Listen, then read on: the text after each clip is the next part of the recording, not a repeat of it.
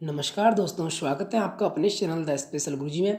मैं सुशील शर्मा और जब का स्वागत करता हूं दोस्तों आज की स्पेशल एजुकेशन की वीडियो में।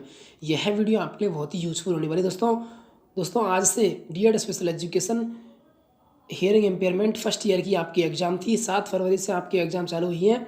तो आज जो आपकी एग्ज़ाम थी पेपर फर्स्ट सब्जेक्ट थी आपकी इंट्रोडक्शन टू डिसेबिलिटी। तो दोस्तों आपका पेपर अच्छा चला गया। अब बात करते हैं इस वीडियो में आंसर की फुल एक्सप्लेनेशन के साथ में। तो यहाँ आपको सटीक आंसर की मिलने वाली है, तो जरूर आपको एंड तक वीडियो देखनी दोस्तों। और जो इस चैनल पर नए विजिट करना जरूर नहीं था, अभी तक इस चैनल को सब्सक्राइब नहीं किया दोस्तों वो नीचे जाके सब्सक्राइब नाम के रेड आइकन के बटन पर क्लिक करके अभी इस चैनल को सब्सक्राइब कर दें, क्योंकि दोस्तों आपको पता है कि मैं स्पेशल एजुकेशन जुड़ी हर छोटी से छोटी न्यूज़ अपडेट और आपके लिए पढ़ने के लिए मैटर मैं आपके लिए समय पर आपके सामने लाता हूं दोस्तों। अब दोस्तों मैं चर्चा करूंगा आपकी आंसर की दोस्तों। अब उसके ऊपर लेके चलता हूं आपको। देखिए दोस्तों मैं आपको लेके आया हूँ आज के इस पेपर पे, जो आपका पेपर था इंट्रोडक्शन टू डिसेबिलिटी का। इसमें आपके इंग्लिश एंड हिंदी के प्रश्न दिए गए हैं, तो मैं आपको हिंदी के ऊपर लेके चलता हूँ दोस्तों। आप यहाँ से देख सकते हैं, ये आज आपका 7 फरवरी 2022 का आपका एग्जाम है। तो शुरुआत करते हैं आपके एमसीक्यू प्रश्न से दोस्तों। पहला आपके सामने प्रश्न था आईसीएफ का पूर्ण रूप है। तो आपके यहाँ जो ऑप्शन दिए गए थे, इसका दोस्तों करेक्ट आंसर है option B, international classification of functioning disability and health. तो दोस्तों यहाँ इसका ऑप्शन बी बिल्कुल करेक्ट आंसर है दोस्तों। नेक्स्ट बात करते हैं सेकंड प्रश्न की। जन्म से लेकर 6 साल की उम्र तक के लिए संवेदनशील होता है। तो दोस्तों यहाँ जो आपके ऑप्शन हैं शारीरिक विकास, संज्ञानात्मक विकास, स्वास्थ्य, तो ये सभी आपके संवेदनशील होते हैं। आपका शारीरिक विकास भी जन्म से लेकर 6 साल की उम्र प्रभावित होता है, स्वास्थ्य भी प्रभावित होता है आपका, और संज्ञानात्मक विकास भी प्रभावित होता है। तो यहाँ आपका ऑप्शन डी उपरोक्त सभी करेक्ट आंसर है दोस्तों। अब बात करते हैं आपके तीसरे सवाल की। रिक्त स्थान एक प्रकार का अध्ययन दोष है जिससे पढ़ने में कठिनाई होती है। तो दोस्तों जो यहाँ आपके ऑप्शन दिए गए हैं dyslexia, dyscalculia, dysgraphia and dysphagia. दोस्तों इसका जो करेक्ट आंसर है ऑप्शन ए इसका बिल्कुल करेक्ट आंसर है दोस्तों। डिसलेक्सिया इसका करेक्ट आंसर है। आपका एक प्रकार का दोष है जिसमें पढ़ने की कठिनाई होती है। नेक्स्ट आपका चौथा सवाल है रिक्त स्थान एक प्रकार का अध्ययन अक्षमता का उदाहरण है। तो यहाँ आपको बताना है कि मानसिक मंदता, डिसलेक्सिया, ADHD और आपका श्वलिनता विस्तृत श्रेणी दोस्तों इसका जो करेक्ट आंसर है ऑप्शन बी, डिसलेक्सिया बिल्कुल करेक्ट आंसर है दोस्तों। जो आपके अध्ययन अक्षमता के आपके उदाहरण होते हैं आपके लर्निंग डिसेबिलिटी के, आपके डिसलेक्सिया हो, डिसकैलकुलिया हो, तो यहाँ इसमें केवल आपका डिसलेक्सिया दिया गया है। तो ऑप्शन बी इसका बिल्कुल करेक्ट आंसर है, डिसलेक्सिया इसका करेक्ट आंसर होगा दोस्तों। अब बात करते हैं आपके पाँचवें सवाल की। मस्तिष्क के पक्षाघात सेरेब्रल पाल्सी रिक्त स्थान में घावों या क्षतिग्रस्त होने के कारण होता है। तो यहाँ आपके ऑप्शन दिए गए हैं मस्तिष्क, ऑप्शन बी मांसपेशियों, ऑप्शन सी मुंह या जीभ, ऑप्शन डी त्वचा। तो दोस्तों यहाँ बच्चे कंफ्यूज थे मस्तिष्क एंड मांसपेशियों में। तो दोस्तों इसका करेक्ट आंसर है वो ऑप्शन है मस्तिष्क, इसका बिल्कुल करेक्ट आंसर है दोस्तों। क्योंकि मस्तिष्क की जो पक्षाघात होता है एक तरह से मस्तिष्क का लकवा होता है। अगर मस्तिष्क की काम नहीं करेगा तो मांसपेशी काम नहीं करेंगी। तो यहाँ करेक्ट आंसर है मस्तिष्क। अब बात करते हैं छठवें आपके सवाल की। अली यावरजंग राष्ट्रीय संस्थान रिक्त स्थान दिव्यांगता पर केंद्रित है। तो कौन सी दिव्यांगता पर केंद्रित है? यहाँ आपको ऑप्शन दिए गए हैं बाक एवं श्रवण, बौद्धिक दिव्यांगता, केवल श्रवण, बहुदिव्यांगता। दोस्तों जो आपका AYJ यूनिवर्सिटी है वो आपकी ऑप्शन ए बाक एंड श्रवण पर आधारित है। ये स्पीच एंड हियरिंग पर जोर देती है। सातवां आपके सामने सवाल है रिक्त स्थान वह दिव्यांगता है जो राष्ट्रीय न्यास अधिनियम के अंतर्गत शामिल नहीं है, यानी NT एक्ट के अंतर्गत यहाँ शामिल नहीं है। तो कौन कौन सी विकलांगता NT एक्ट में है? तो आपकी MD, ASD, CP, MR, तो यहाँ आपकी विकलांगता शामिल है। और इसमें कौन सा ऑप्शन है? ऑप्शन बी दृष्टिबाधिता दिव्यांगता। तो यहाँ आपका ऑप्शन बी बिल्कुल करेक्ट आंसर है दोस्तों।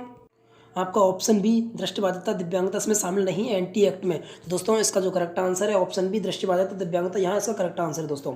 नेक्स्ट आपके सामने आठवां सवाल है श्वासावरोध एस्पेक्सिया से संबंधित है।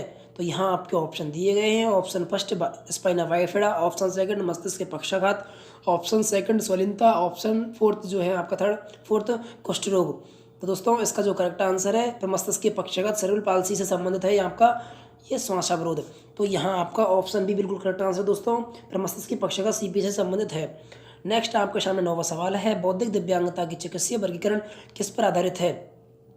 तो दोस्तों जो आपकी बुद्धि लब्धि होती है वो तो आपके साइकोलॉजिकल वर्गीकरण पर आधारित होती है, और ऑप्शन डी इसका है नहीं, ऑप्शन सी बिल्कुल गलत आंसर है इसका। तो दोस्तों बचा आपका ऑप्शन बी। तो इसका ऑप्शन बी बिल्कुल करेक्ट आंसर है, कारणों पर आधारित होती है आपकी चिकित्सीय वर्गीकरण। नेक्स्ट आपके सामने अंतिम MCQ प्रश्न है UNDP का पूर्ण रूप है। तो दोस्तों इसका ऑप्शन ए बिल्कुल करेक्ट आंसर है, संयुक्त राष्ट्र विकास कार्यक्रम, यूनाइटेड नेशन डेवलपमेंट प्रोग्राम, इसका करेक्ट आंसर है दोस्तों ऑप्शन ए। अब बात करते हैं आपके सेकंड टाइप के प्रश्न की, सही गलत की। तो यहाँ आपके पहला प्रश्न है राष्ट्रीय दृष्टि दिव्यांगजन सशक्तिकरण संस्थान चेन्नई में स्थित है। तो दोस्तों बिल्कुल करेक्ट आंसर है, जो आपका BI का संस्थान है वो आपके देहरादून में स्थित है। तो ये आपका गलत आंसर है दोस्तों। सेकंड जो आपके सामने सही गलत है कि 90 dB हियरिंग लॉस के मध्यम श्रवण हानि के रूप में वर्गीकृत किया गया, तो जी नहीं, ये बिल्कुल आपका करेक्ट आंसर है।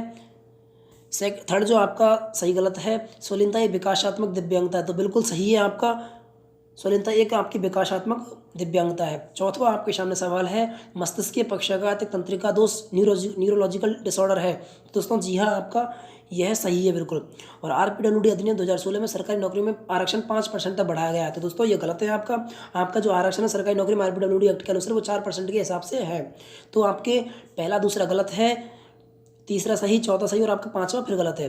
तो आपका ये सही गलत के प्रश्न भी आपके क्लियर हो चुके हैं। अब बात करते हैं प्रश्न थर्ड की, तीसरे प्रकार की। तो तीसरे प्रकार में आपका पहला प्रश्न दिया गया है, सभी बच्चों की जांच स्क्रीनिंग को रिक्त स्थान जांच के रूप में जाना जाता है।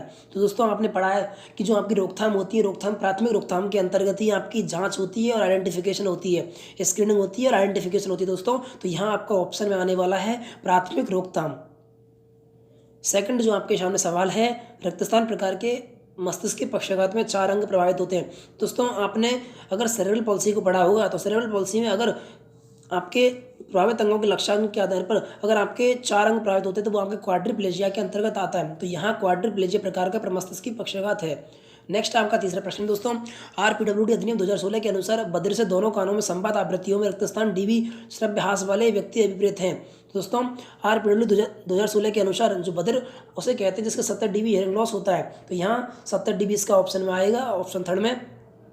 चौथा आपके सामने प्रश्न है, निकट दृष्टि दोष को रक्तस्थान भी कहते हैं। तो यहाँ आपको बताना है कि निकट दृष्टि दोष को और किस नाम से जानते हैं। तो यहाँ आपका मायोपिया बिल्कुल करेक्ट आंसर होगा दोस्तों, मायोपिया आपका करेक्ट आंसर होगा दोस्तों बिल्कुल इसका, निकट दृष्टि दोष का। अंतिम आपके सामने प्रश्न है रक्तस्थान वाला कि रक्तस्थान में गणितीय गणनाओं को सीखने की अक्षमता शामिल है। तो यहाँ आपका डिस्कैलकुलिया आपके रक्तस्थान में आएगा।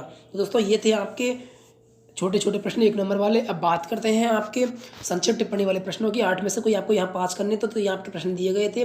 दिव्यांगता रोकथाम की रणनीतियाँ, श्रवण दृष्टि डेफ ब्लाइंडनेस, लर्निंग डिसेबिलिटी के कंसेप्ट और early identification and early intervention की आवश्यकता, स्वलीनता विस्तृत श्रेणी, ऑटिज्म स्पेक्ट्रम डिसऑर्डर वाले बच्चों की शैक्षिक आवश्यकता, निपमेड के उद्देश्य और आपके ग्रह आधारित हस्तक्षेप के मॉडल, दिव्यांगता की पहचान करने में अभिभावकों की भागीदारी।